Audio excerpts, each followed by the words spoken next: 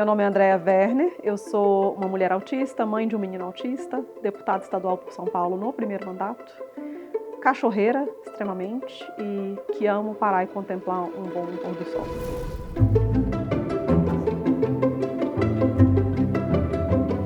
Nós somos 4 lá em casa, né? 4 filhos. E a gente era muito unido, os 4, apesar das diferenças. Eu acho que cada um lá em casa é de um jeito, mas a gente sempre foi muito unido e permanece unido. A gente tem um grupo de WhatsApp até hoje que a gente conversa muito todos os dias. Mas o que eu percebo é que do seu jeitinho, ninguém ali em casa é neurotípico, como a gente diz, né?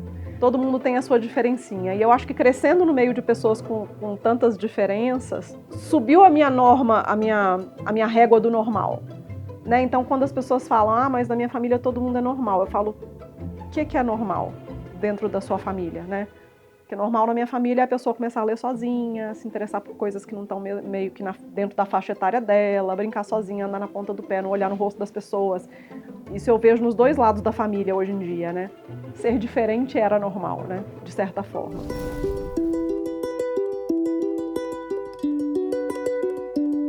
A gravidez do Theo foi super planejada, inclusive a gente começou a tentar na lua de mel já. Eu era louca pra ser mãe, ele era louco pra ser pai. A gente olhou um pra cara do outro, impulsividade, de novo, né, aquela coisa que os neurodivergentes conhecem muito bem.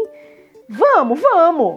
O meu pai, acho que o sonho da vida dele era ser avô também, então foi uma coisa muito festejada, muito esperada. Foi muito gostoso todo o processo, apesar de que, falando da parte física e biológica da gestação, para mim foi muito difícil, muito desafiador. É muito estranho você falar que foi gostoso e desafiador ao mesmo tempo, mas foi isso que aconteceu. Eu sofri muito no início porque a gente romantiza muito a gestação e o puerpério. Nenhuma amiga minha na época tinha filho. E na época não tinha hoje as redes sociais como a gente tem, que você pode ler sobre romantização da maternidade, os problemas que pode ter no pós-parto. Não se falava nisso. E eu lembro que na hora que botaram ele aqui em mim, ele chorava muito. E eu tinha essa ideia romântica na cabeça de que ele ia me reconhecer, a mamãe, ele ia parar de chorar. Não, eu falava com ele um pouco, ele chorava de novo. Eu falava mais um pouco, ele berrava de novo. E eu, meu Deus, tem... Sabe quando você sente assim, não é como me falaram? Eu acho que ninguém te explica que não tem esse romantismo todo. Vocês são 2 desconhecidos, ele só conhecia o interior da sua barriga. Você é a primeira vez que está olhando para ele, e como qualquer outro relacionamento, o amor vem com a convivência. Obviamente você ama, vamos dizer assim, numa coisa meio idealizada e romântica que está dentro da sua barriga, ainda mais quando você quis tanto engravidar. Mas o amor de verdade, o amor concreto do relacionamento, ele vem com o tempo. E eu me senti, não é nem enganada a palavra, mas será que só eu me senti assim?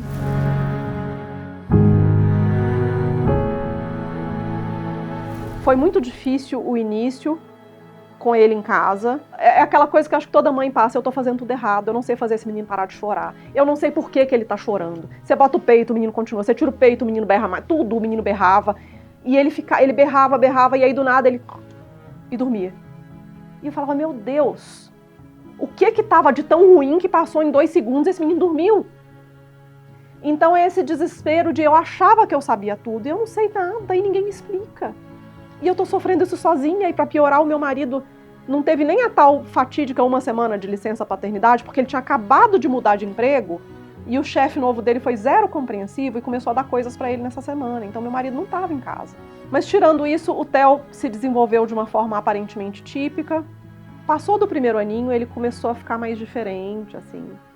Ele começou a ficar mais sério, e você pega as fotos dele e você vê essa diferença dele mais sério nas fotos. A gente chamava e muitas vezes ele não olhava, ele também não seguia comando verbal.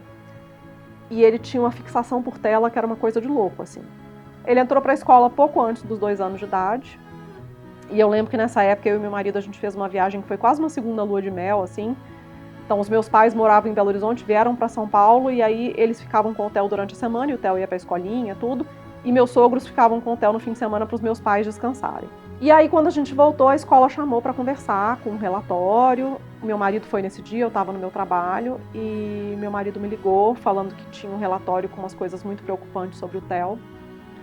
E ali naquele relatório tinha tudo o que eu sabia que o Theo fazia, mas ninguém nunca tinha colocado num relatório. Foi o momento em que eu saquei que meu filho era autista, mesmo sem saber nada de autismo. Eu falei assim, eles estão ensinando que ele é autista. A partir daí bateu aquele desespero, porque tudo que a gente achava que era de personalidade, na verdade estão falando que é um problema. A gente conseguiu um encaixe na pediatra dele, fomos na pediatra, era uma pessoa que via ele todo mês por, sei lá, 2 horas. Era uma consulta bem longa, era uma pediatra particular. E ela problematizou logo de início o relatório e falou que se a gente estava pensando em autismo, que era para tirar isso da cabeça, porque ele era esperto, ele entrava no consultório, ele ia procurar os brinquedos, que ela tinha uma paciente autista que sentava no cantinho e balançava, e o Theo não fazia isso. E aí começou a questionar outras coisas. Ele vê muita televisão, ele vê muito DVD, e aí eu falei, vê, é o que ele mais gosta. E aí a gente pode pensar que isso é uma falta de estímulo. E aí eu falei, gente, ela tá falando que eu não tô estimulando meu filho. Eu fui demitida depois da licença maternidade, aí eu falei, vou ficar o primeiro ano com ele, quando ele fizer 1 aninho eu procuro emprego, né? Como que ela vem falar que eu não estimulo meu filho? Olha eu comprando brinquedo, sentando lá, tentando. Aí o menino vai virar as costas e vai pro DVD, e a culpa é minha, né? Então, assim, aquilo não colou. E aí a gente foi procurar um especialista, um neuropediatra. Aí eu sempre lembro disso, porque assim, o Theo era um bebê, ele usava fralda, né? Aí eu lembro que a gente entrou na sala do neuropediatra, e ele começou a chamar o Theo. Theo. E aí nisso eu já sabia que isso era um sintoma, né? E aí aquele aperto no coração, porque o Theo não olhava. Acho que na 8ª vez que ele chamou é que o Theo olhou. E aí ele fez vários testes com o Theo, pediu pro Theo sair da sala. E aí ele mandou. Seu filho tem transtorno global do desenvolvimento. O quê? Aí a única pergunta que eu fiz foi assim, isso é autismo? Aí ele falou, é. E aí um buraco do tamanho do universo se abriu no chão, embaixo da minha cadeira, e eu tenho certeza que embaixo da cadeira do meu marido também. E eu sempre falo isso, que é uma coisa muito esquisita, porque por mais que você esteja ali com o seu marido, com o cara que é pai do seu filho, parece que você está sozinha. Porque a sua dor é sua. Eu não sei qual é a dor dele, eu sei que é uma dor. Mas eu não sei direito onde está doendo. Eu sabia onde estava doendo em mim. Eu sabia que era o sonho da minha vida ser mãe, que eu amava muito aquele menino, e que estavam me falando que o meu filho tinha uma deficiência para a vida inteira e que não podiam garantir que ele ia falar, que ele ia se desenvolver, que ele ia ser independente. E que ainda por cima, se eu tivesse outros filhos, tinha chance de vir autista também. Então, assim, toda a vida que eu planejei, alguém pegou, amassou e jogou no lixo. Se tem uma coisa que eu aprendi nesse tempo todo, é que ninguém me preparou para a maternidade. Eu tinha toda uma ideia muito romântica da maternidade, até porque minha mãe via as coisas muito assim. Minha mãe falava que queria ter tido 6 filhos, mas que não pôde. Eu tinha essa coisa. E principalmente ninguém me preparou para a complexidade que é você fazer um ser humano. Primeiro que na minha cabeça era um bebê. Eu nunca imaginei ele crescido, que ele ia virar uma pessoa, um adulto. Eu queria ter o bebê. Segundo, muitas vezes os pais da gente cometem erros com a gente, eu tenho certeza que todo pai faz isso, e a gente repete igualzinho. A gente não pode idealizar filho. Eu acho que o grande aprendizado disso tudo que eu tive é que a gente faz planos para aquele bebezinho que está na barriga sem perguntar para ele se ele quer, se ele concorda. E a gente faz todos esses planos e esse bebê nasce e a gente projeta aquilo tudo. Então a sensação que eu tinha era que, inclusive, eu tinha tido meu bebê roubado e tinham colocado outro no lugar, outro que eu não conhecia. Por muito tempo eu falei de luto do filho idealizado, e hoje em dia eu vejo que isso é uma violência. Meu filho continuou ali, vivo, e percebendo todo aquele alvoroço em volta dele. O luto foi dos sonhos que eu tinha, dos planos que eu fiz e com os quais ele não pôde nem concordar. Na verdade, ele nunca assinou contrato nenhum se comprometendo a ser nada comigo, mas a gente acha que a gente tem esse direito, né? A gente se acha muito no direito de. Tem uma frase que eu escutei do Andrew Solomon, que escreveu Longe da Árvore, que é um livro que eu gosto muito, que é justamente sobre filhos que saíram longe da árvore, que ele fala assim, quando você decide ter filhos, você assume o compromisso de amar um estranho. E eu acho que é isso que toda pessoa que quer ser mãe ou quer ser pai deveria saber. Você está assumindo o compromisso de amar um estranho. A gente não tem ideia do que vem e a gente acha que tem certeza do que vem. E a verdade é que não é só sobre ser autista, é sobre você achar que ele vai ser hétero, que ele vai te dar uma nora e ele vai ser gay. É sobre você achar que ele vai querer fazer um curso superior e ele fala, não quero. Assim, são tantas questões, né, que fazem com que a gente tenha esse pé no chão de... Né, que as pessoas devem ter, pelo menos, de se for engravidar, entende que você não tem controle, você não tem controle e aquela pessoa não te deve nada.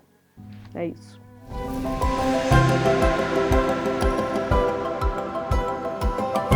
E aí eu comecei no Lagarta Virapupa a falar de autismo da perspectiva de uma mãe atípica, né, como a gente diz hoje. E eu descobri que não tinha nada na internet falando de autismo, tanto que as outras mães me encontraram muito rápido e o crescimento do Lagarta foi uma coisa bizarra de rápida, porque era o que tinha, né? E isso me trouxe essa responsabilidade de passar informações para as mães e tudo. Mas eu tô dizendo isso para contar que, quando eu pego os meus textos lá do início do Lagarta, parecia que eu tinha aceitado, mas eu estava em negação.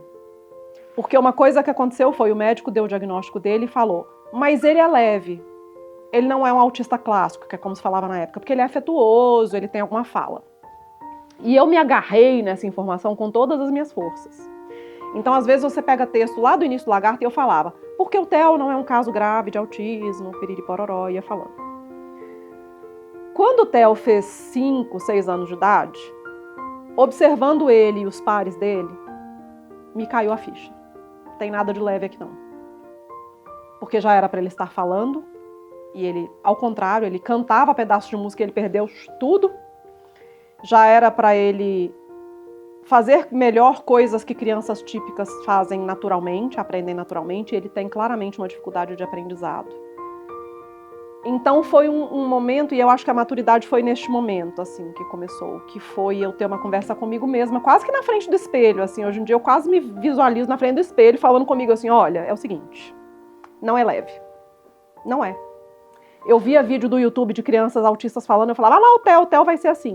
Aí eu falei comigo, não vai ser assim, provavelmente ele não vai falar, e ele vai precisar de você até o último dia da sua vida. Ele vai ser dependente. Ele não vai fazer o que as outras crianças fazem. Pelo menos não no ritmo que você estava imaginando. E a coisa mais dolorosa pra gente que é mãe atípica, de uma pessoa que tem alto nível de suporte, é justamente assim, eu não sou eterna.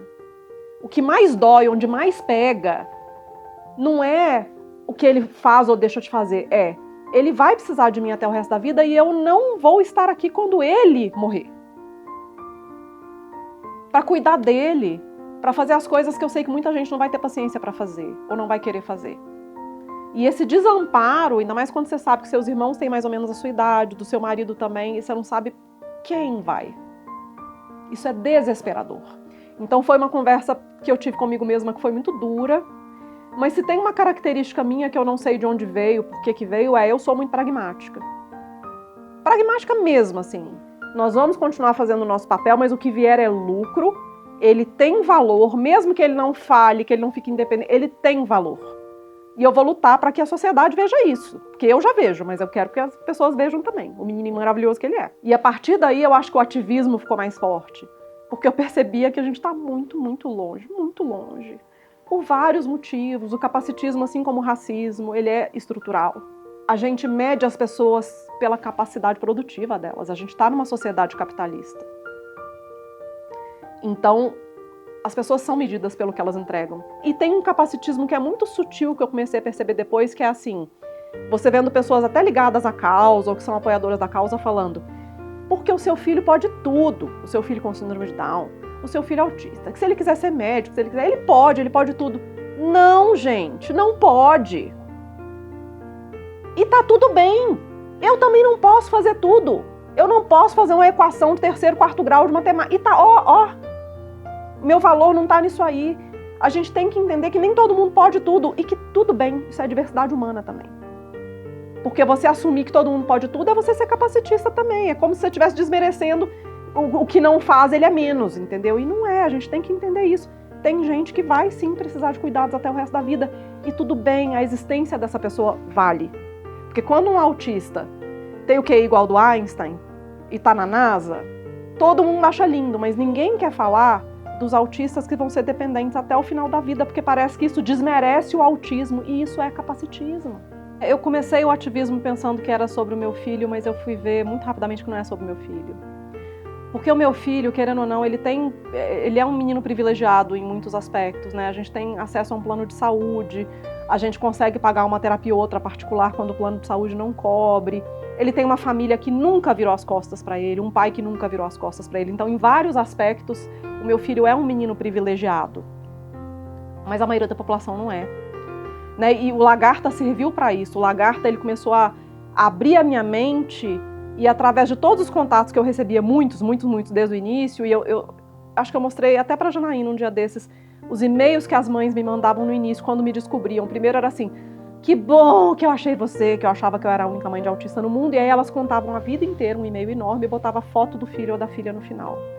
Então, esse legado do Lagarta é uma coisa que não tem preço. As vidas dessas pessoas que elas depositaram na minha caixinha de contato ou no meu inbox do e-mail. Como que despejando aquilo que ninguém nunca quis ouvir. É que bom que você está aí para me ouvir, né? E conhecendo essas outras realidades, eu fui abrindo portinhas que eu nunca tinha aberto antes. Eu era uma pessoa completamente despolitizada. No sentido mesmo de que odiava e votar, assim. Eu pedia pro meu pai, pai, tem que votar, dá aí, quem que você vai votar? Eu vou votar também. Era assim, nesse nível. Entendia zero de política pública. Eu fui rompendo essas bolhas e vendo, meu Deus, mas falta tudo. Como que eu recebi e-mail de mãe falando, meu filho está há 3 anos na fila. Ele tem todas essas características do seu filho que você falou, mas eu tô na fila esperando para ele passar num médico no SUS. Ou você está falando aí que o seu filho está fazendo psicóloga 3 vezes por semana e fono 2 vezes por semana, que hoje a gente sabe que é pouco, mas é o que a gente conseguia pagar na época e era um privilégio, né? O meu filho, eu consegui para ele no CAPS da minha cidade, 1 vez a cada 15 dias, durante meia hora em grupo. E aí aquilo começou a me revoltar muito.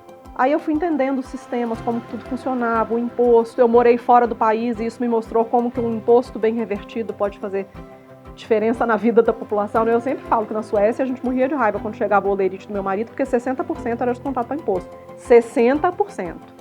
Porém, transporte de qualidade sem ser lotado. Para todo lado você vai de transporte público. Recebi a cartinha em casa. Oi, Andréia, o seu filho fez 7 anos, ele precisa ir no dentista. Está marcado tal dia em tal lugar. Se quiser desmarcar, só liga no telefone e tal. Oi, o seu filho fez tantos anos, precisa ir na oftalmo. Está marcado tal lugar. É isso, o sistema de saúde lá é isso.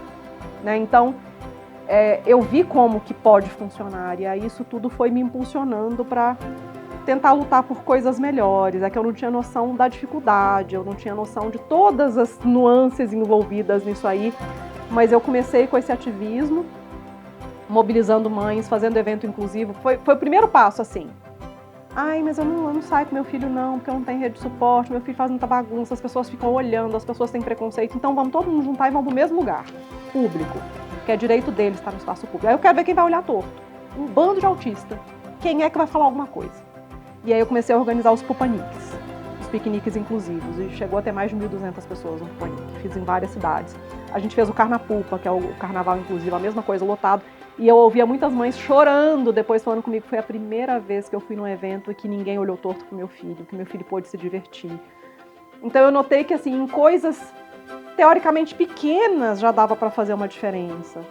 O Theo não vai ver as mudanças que a gente está trabalhando agora para ter. Porque infelizmente o Theo já está com 17 anos e a gente ainda está falando que as escolas não têm inclusão, que não tem acompanhante, que os professores estão sobrecarregados, que não tem terapia no SUS. A gente está falando as mesmas coisas e agora tem mais coisa, porque os autistas da época do Theo envelheceram, né? Estão crescendo e a gente está falando, e os autistas adultos? Cadê os centros-dia? Cadê as residências assistidas? Então, as coisas andam no ritmo muito pequenininho para que o Theo colha esses resultados, mas a gente vai lutar, eu e várias outras mães, principalmente que eu conheço, para que nem que seja a próxima geração possa colher esses frutos, porque não é possível que em algum momento essa chave vai virar.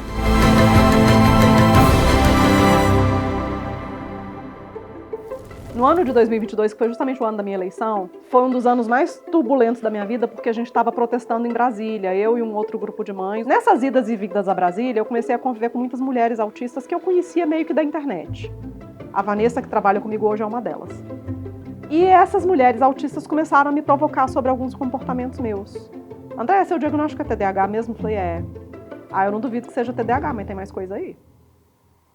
Porque você sempre quer ir no mesmo assento do avião, você senta no mesmo lugar. Toda vez que a gente vem aqui, você fica no mesmo hotel, você quer ir no mesmo restaurante, você come as mesmas coisas. Você tem um padrão de repetição de coisas muito peculiar. E aí, quando veio a devolutiva da psicóloga, eu lembro que eu até gravei, porque eu tenho essa dificuldade que é do TDAH, e eu desconfio que tenha mais coisa aí também, de lembrar o que me foi falado, de processar aquela informação. Então, eu gravei No dia eu nem falei muita coisa com ela e depois eu fiquei ouvindo repetidamente e aí eu fui processando aos poucos e lendo o relatório. Ela fez um relatório de 29 páginas. E aí, sabe quando é um trabalho bem feito? Aquilo é um trabalho bem feito. Falou com os meus pais, falou com meu marido, falou com amigas. Então, assim, teve várias visões sobre a minha pessoa. Entendeu como que eu era na infância, porque para ser autismo tem que vir da infância já, né? E foi uma leitura muito completa de um jeito que eu não imaginava até. Porque quando a gente fala, a maioria das pessoas tem uma visão muito rasa de autismo. Autismo é a pessoa que tem problemas na comunicação. Então tem muita gente que acha que é só a pessoa que não fala, ou a pessoa que fala de uma forma muito esquisita e caricata.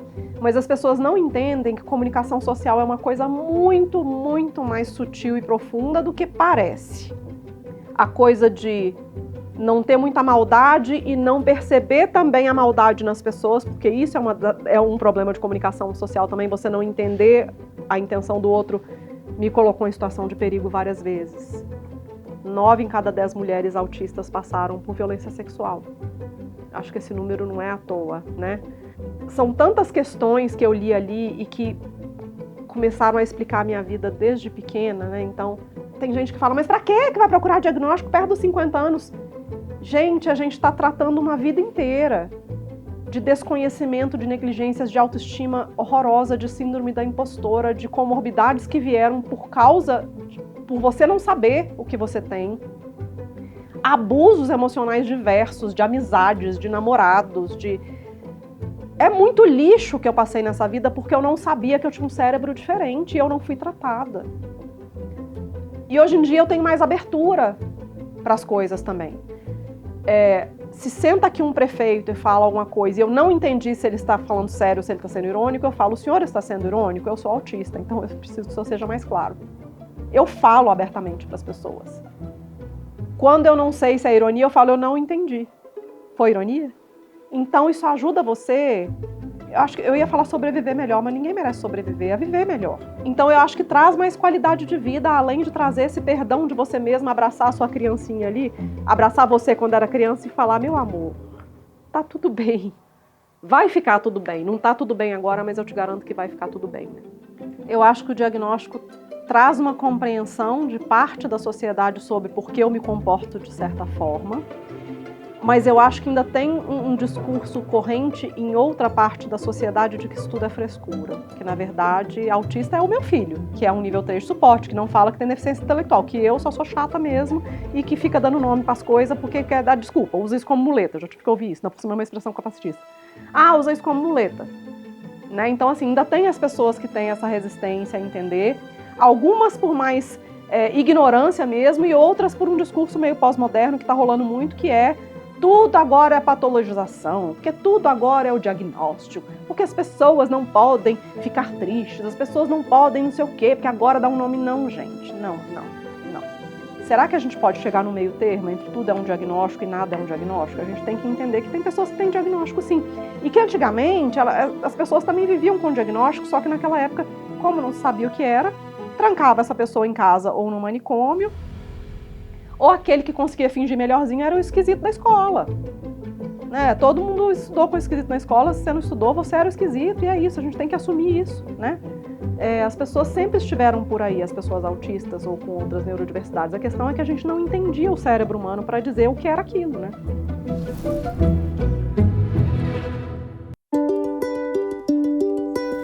Primeiro, para essas pessoas entenderem que o autismo não brotou ali.